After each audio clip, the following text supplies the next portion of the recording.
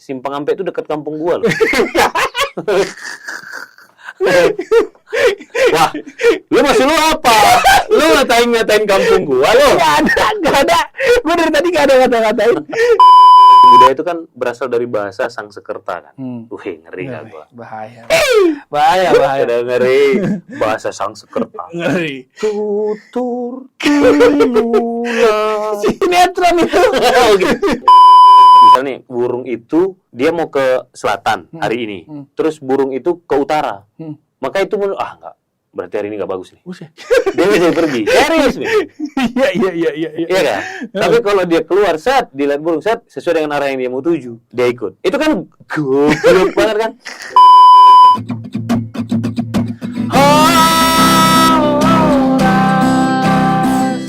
Pohon pinang tumbuh sendiri.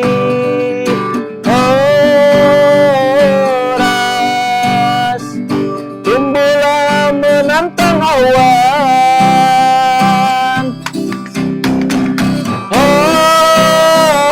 Horas, biar kambing di kampung sendiri.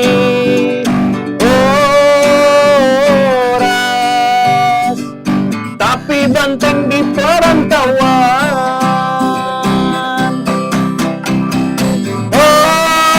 Horas, biar kambing di kampung sendiri. Horas, tapi banteng di perantauan. Anak Medan. Apa Ende? Emang apa sih Ende? Karena semuanya harus dibicarakan. Mari bicara.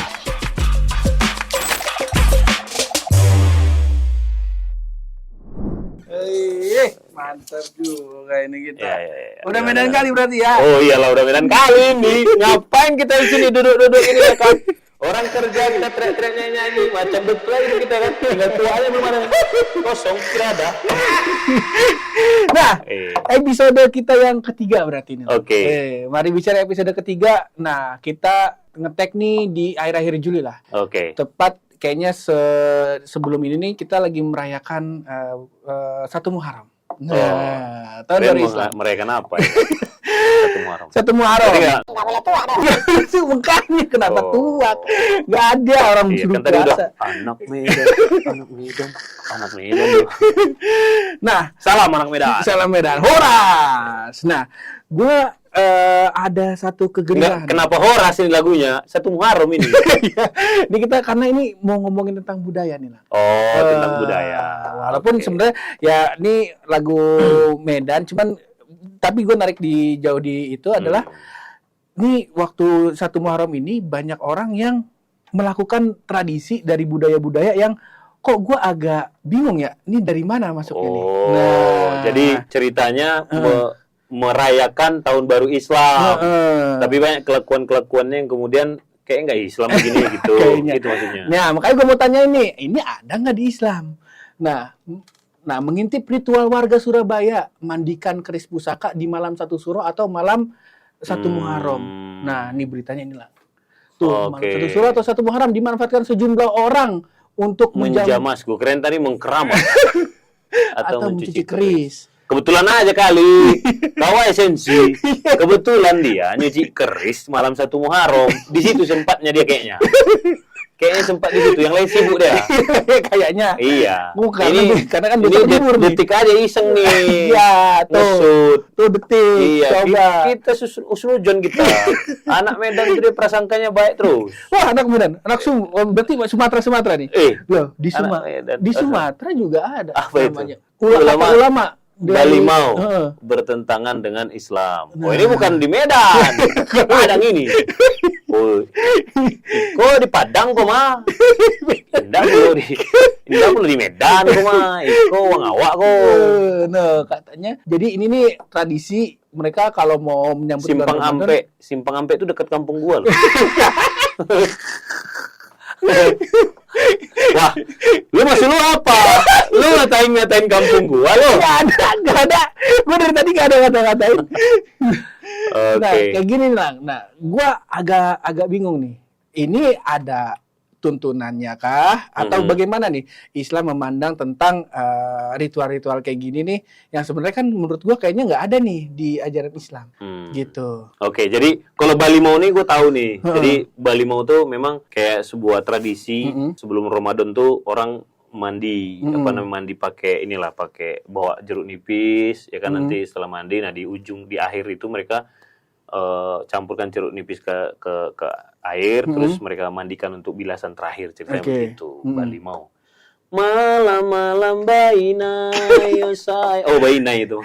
Itu ada lagi. Kita ya nih. Iya. Nah, gimana Lang pendapat lu dulu nih tentang hal ini ketika budaya dan agama disatukan gitu. Oke. Sebenarnya kan gini, balik lagi. Kalau kita bicara budaya, apa sih arti budaya itu? Budaya itu kan berasal dari bahasa Sangsekerta kan.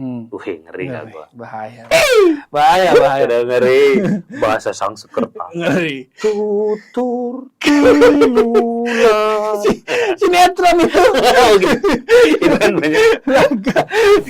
Ya. Oke. Ya kan berawal dari bahasa Sangsekerta. Berasal dari bahasa Sangsekerta, yaitu dari tulisannya itu tuh kayak Buddha gitu loh, BUDD, D-nya double kalau nggak salah saya itu budaya gitu loh. Jadi budi yang artinya itu budi. Nah, budi itu apa? Kayak akhlak ya. Berakal kan. Akal, okay. Berakal dan berbudi gitu loh, akal dan budi. Nah, jadi budaya itu adalah harusnya sebuah kebiasaan yang penuh dengan akal dan budi pekerti, gitu loh, yang mengandung akal dan yang masuk akal gitu loh.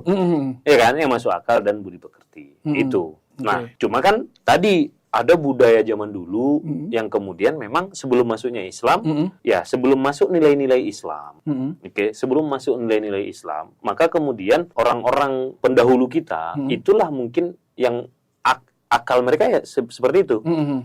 Mungkin sekarang nggak masuk akal, tapi dulu itu masih masuk akal, iya kan? Nggak bisa kita bilang kemudian apa-apa yang hari ini masuk akal, nggak masuk akal, terus harus nggak masuk akal juga dulu gitu. Ya nggak bisa, beda zamannya, beda konteksnya, dan beda informasi yang didapat, dan beda juga guidance-nya dalam hidup. Sebelum Islam mungkin banyak hal-hal yang bertentangan dengan Islam yang saat itu dianggap ya itu yang masuk akal, ya kan? Walaupun sebutannya adalah kemudian disebut dengan kayak kalau di Islam kan disebutlah kemudian jahiliyah, masa jahiliyah, masa yang penuh dengan kebodohan, gitu kan? Karena di Islam sendiri tuh di zaman, jangankan kalau kita bicara di Indonesia ya, di tanah kelahiran baginda Rasulullah SAW saja, di Makkatul Mukarramah ketika Rasul kemudian lahir, itu kan disebut dengan budaya yang sedang budaya jahiliyah, sebuah kebiasaan yang menurut mereka masuk akal, yang menurut mereka berbudi, tapi ketika masuk Islam itu ternyata jahil, gitu kan? Karena masa jahiliyah itu ada ungkapan masa jahiliyah, disebut itu masa jahiliyah karena kan udah ada masa Islamnya. Sebelum Nabi Muhammad diutus jadi nabi, sebelum kemudian Islam dibawa oleh baginda Rasulullah SAW, yaitu belum disebut dengan jahiliyah. Karena semuanya begitu. Iya, karena semuanya begitu. Ya. Iya kan? Lumrah. Iya kan? Ya, kalau dibilang ya Abu Jahal itu kan dulu bukan Abu Jahal. Setelah adanya Islam baru dia Abu Jahal, bapaknya kebodohan.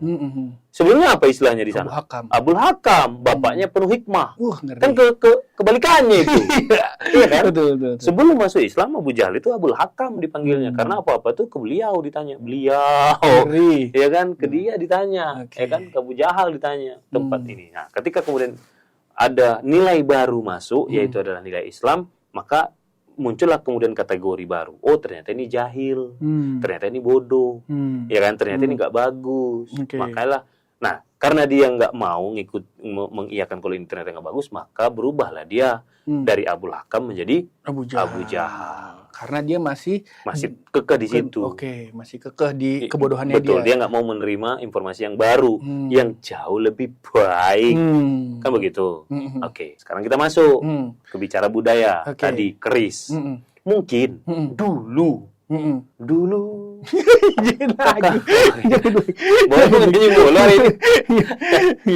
Mungkin dulu sebelum ada nilai-nilai Islam, ya kan, memandikan keris itu di malam-malam tertentu, bahkan kan di Jawa itu ada kalendernya sendiri kan. Ya mungkin itu adalah sebuah ritual, sebuah kebiasaan yang sebelum masuk nilai Islam itu menjadi sebuah ritual yang diterima oleh akal.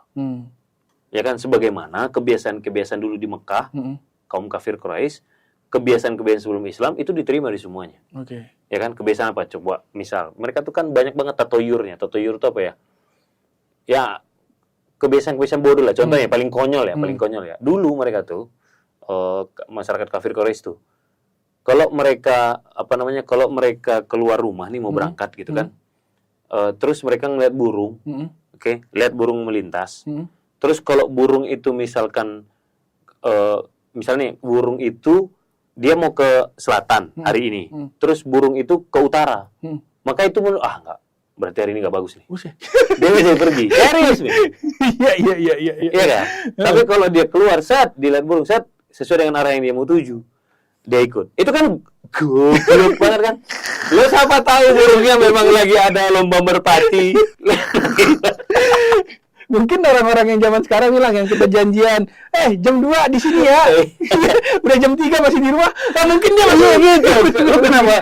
Pas gua tadi keluar, gua lihat burung kakak tua nggak lagi hinggap di jendela. Ini berarti ada yang nggak beres. Makanya gua masuk. Tapi kemarin itu tepat waktu, karena kemarin pas gua keluar, burung kakak tua sudah hinggap di jendela. Maka ini sudah baik-baik saja. Udah baik-baik saja. Mungkin ini. Jadi jangan seujon.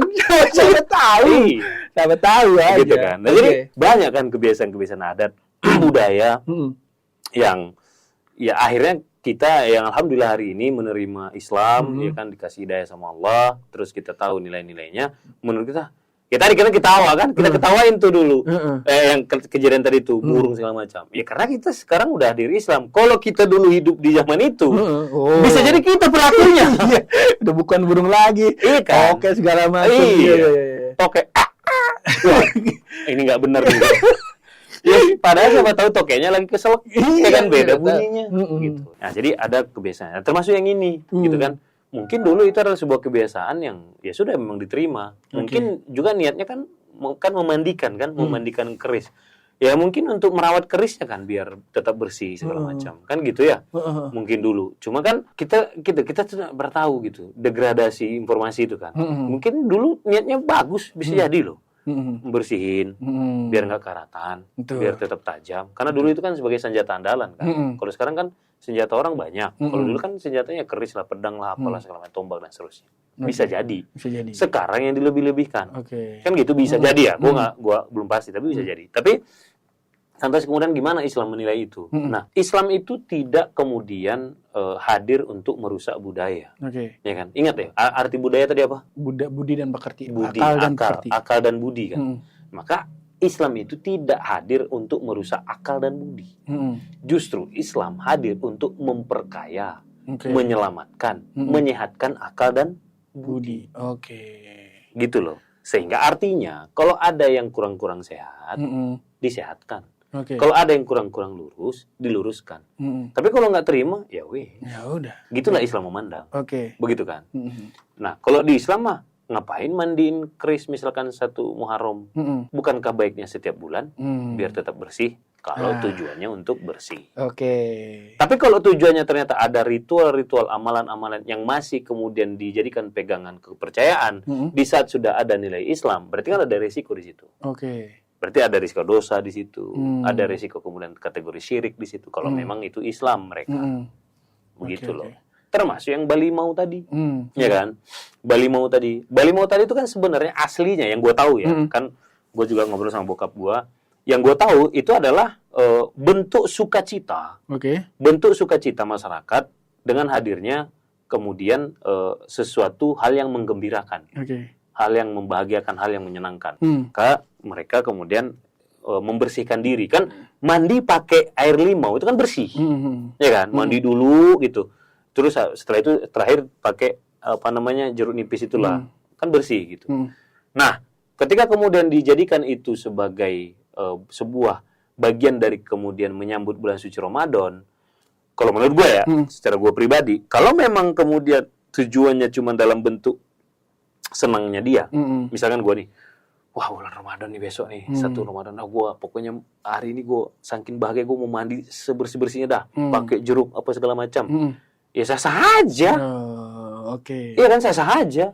Iya kan, sah-sah aja mandi gitu kan. Lebih bersih, bagus toh. Innallaha jamil yuhibbul jamal. Allah itu indah, menyukai keindahan. Iya kan, kebersihan itu ya bagus kan gitu. Nah, tapi kalau kemudian disangkut pautkan menjadi sebuah ritual yang kalau kemudian orang nggak Bali mau, maka dia termasuk kategori yang tidak bahagia dengan masuknya Ramadan. Nah ini yang salah. Oke. Atau kalau yang di bold di isinya adalah karena halwat lang. Oh, mandinya bareng. Mandinya bareng-bareng. Oh, bagus dong. Kalau cowok sama cowok. Oh iya. Oh, ini cewek sama cewek. Bagus loh, mesra. Bukan sama istri. Bukan sama istri. Semua nyebur di situ. Ya nggak boleh. Nggak boleh. Udah selesai kan. Oke. Gini loh, jangankan pakai dalil Islam. Pakai akal sehat lo aja deh. Lu nggak mau bini lu mandi sama laki orang lain. Ya kan? Lu mau nggak? Enggak lah. Lah udah kan? Jadi sebenarnya dari segi ego kita manusia, ego positif manusia saja itu tidak diterima kan? Oke. Iya kan? Bagaimana kemudian kita mandi dengan pasangan kita di saat yang sama orang lain bisa ngelihat pasangan kita? Iya kan? Iya betul. Nggak usah pakai ego Islamnya deh, ego positif pribadi saja. Itu nggak diterima kan? Makanya tadi budaya itu adalah budi dan akal dan budi. Dan Islam masuk ke situ menyempurnakan bukan untuk menghilangkan. Dengan adanya Islam, akal makin kreatif, akal makin sehat, akal makin ini gitu. Justru kan kalau di Minang itu kan bagus sebenarnya. Ada kan istilah di situ, adat bersendi sara bersendi kitabullah. Gitu kan. Adat itu ngikut sendinya. Sendinya itu apa? Pondasinya gitu loh. Sendinya syariat. Syariat bersendi kitabullah. Basandi kitabullah. Nah, syariat itu asalnya dari atau dasarnya adalah kitabullah, Al-Qur'an. Gitu loh. Jadi ulama di ranah Minang di Sumatera Barat itu sudah sepakat. Adat itu harus sesuai dengan syariat, syariat itu diambil dari Al-Qur'an. Siap. Gitu. Jadi kalau itu dilakukan aman harusnya. Nah ini kenapa gua ke-trigger ini karena ntar coba lu ceritain juga Lang ya. Karena banyak sebenarnya yang gua lihat Islam tuh justru malah memperkaya budaya. Kayak dengan adanya Islam masuk, akhirnya wayang yang diangkat sama Wali Songo akhirnya punya versi cerita yang berbeda. Betul. Gitu. Nah termasuk juga dengan yang budaya di kampung lu nih. Dulu kan kita sempat bikin videonya tuh. Oh iya. Nah, mungkin kalau ada videonya nanti kita bisa upload juga di channel ini ya. Boleh. Cuman kan Anda ilangin waktu itu. Iya dalam flash disk. Apa DVD. Nah, ntar gue coba cari dah. Jadi ada dulu namanya Sohori Kobalei. Nah, Sohori Kobalei. Sohori itu sehari. Kobalei itu sebuah tempat di mana di situ kuburan pendiri rajanya di kampung gua lah.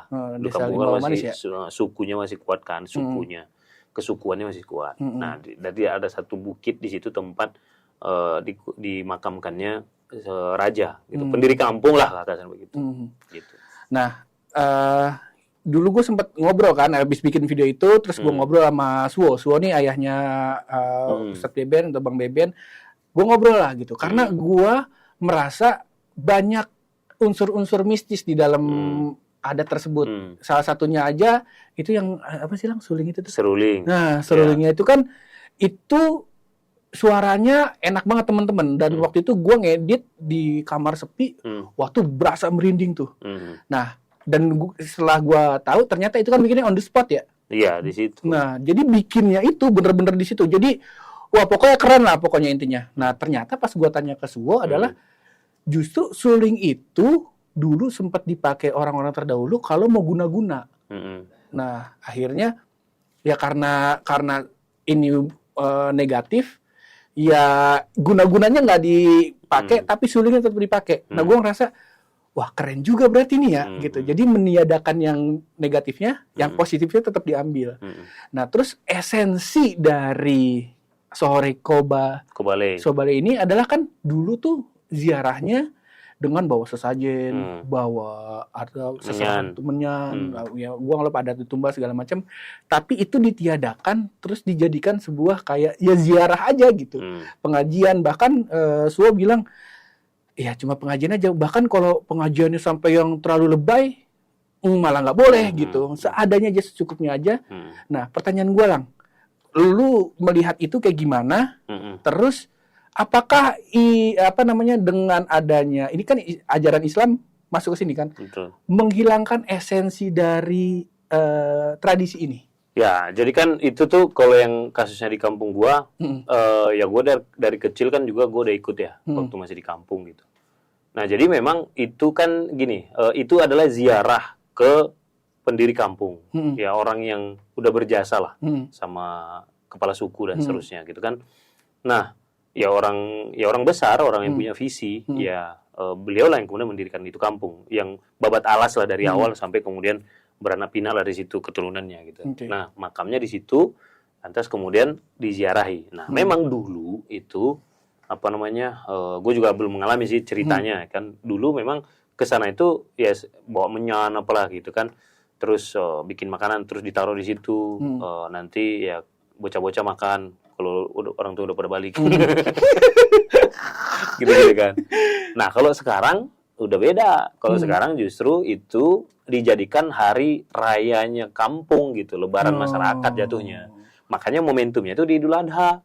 Setelah. Jadi kan kenapa Idul Adha disambung-sambungin? Kagak. Karena kan di sana orang bukan di kampung gua itu kan orang petani ya. Ya kan? Yang namanya petani kan bukan beda sama PNS sama karyawan yang punya hari libur sama. Kalau petani kan suka-suka dia. Ngerti nggak lo? Iya kan? Jadi ada yang hari Senin dia nggak ke kebun, ada yang hari Selasa, ada yang hari Sabtu, ada yang ya suka-suka dia bosnya.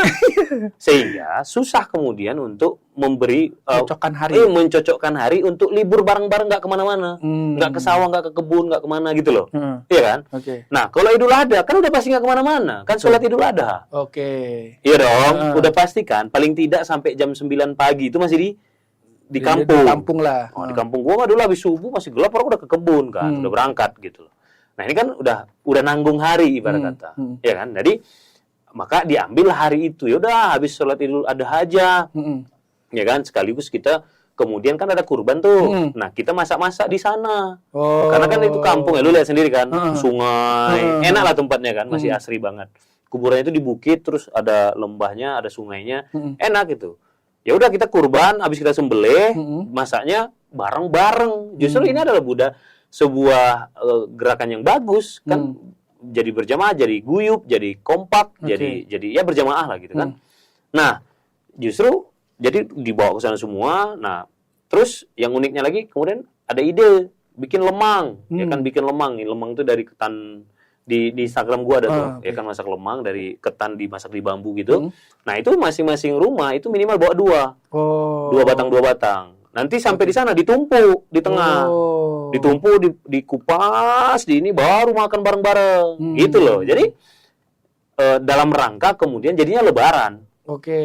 Dan itu pun sampai di sana, yang ziarah itu nggak semuanya, nggak muat. Paling pengemuka kampungnya, para sesepuh, para tetua-tetuanya, para pemuka ketua-ketua sukunya lah gitu kan. Ya makanya termasuk bokap gua kan kemarin di situ. Yang kemudian ziarah ke kuburannya, mendoakan, udah selesai. Gitu. Nah, tapi kan setelah itu ada acara gong tuh. Dang dong. Itulah dalam rangka apa? Ya nggak apa-apa, hiburan. Entertain aja. Entertain gitu. Karena memang alat musiknya di sana itu kan. Dang dong. Itu pun nggak ya lagu-lagu daerah gitu. Nah, suling tadi itu salah satu khasnya kampung Ane gitu. Makanya dibikinnya di situ. Itu dari bambu kecil mereka ambil, bikin gitu kan, beda kan bunyinya.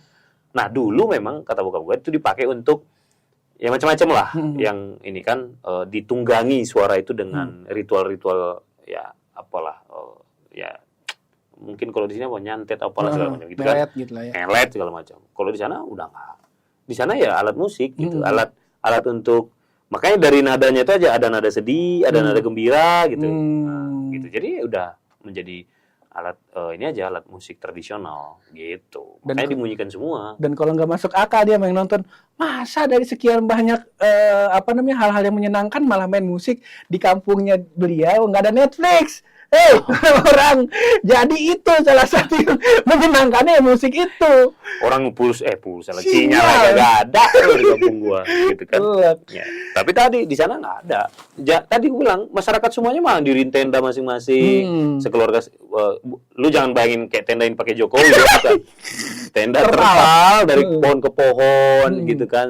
Masak bareng-bareng, yang ibu-ibu masak daging tadi, kurban tadi direndang bareng-bareng, yang bapak-bapak menanak nasinya, menanak air untuk minum. Nah, cemilannya tadi lemang. Sambil nunggu tuh ngemil lemang. Lah kayak gua bocah-bocah yang waktu itu ngapain? Ya mandi di sungai. Lebaran gitu, lebaran. Jadi emang ini dijadikan sebuah ya pesta adat kampung aja gitu. Betul. Ya. Oke. Justru, makanya saya bilang, justru dengan dihilangkan menyan-menyan sesajennya itu dengan adanya apa namanya? Nilai-nilai Islam, justru kalau dulu sebelum itu cuma tetua-tetuanya yang ke sana. Oke. Sekarang justru lagi jadi ajang silaturahim warga. Oke. Sekampung, pokoknya kampung gua sepi dah. Cuma beberapa orang tuh ditugaskan, pemuda-pemudinya nungguin buat jagain gitu kan. Sisanya habis semua tuh di sana semua seharian tuh dari pagi habis sholat Idul Adha sampai sore gitu kan. Nah, jadi justru di situ kesempatan orang tua tuh atau misalkan gua ke anak gua menginstal kebersyukuran. Ini kuburan nenek moyang lu nih. Lu sekarang ada di kampung ini berkat visi luar biasa beliau. Babat alas segala macam. Kebayang nggak kita sekarang hidup di sini, amal jariah buat dia. Nah, gitu-gitulah. Justru makin indah. Makanya saya bilang Islam itu tidak mematikan budaya. Islam itu justru memperkaya budaya dan meluruskan dan menyehatkan akal pikiran. Gitu.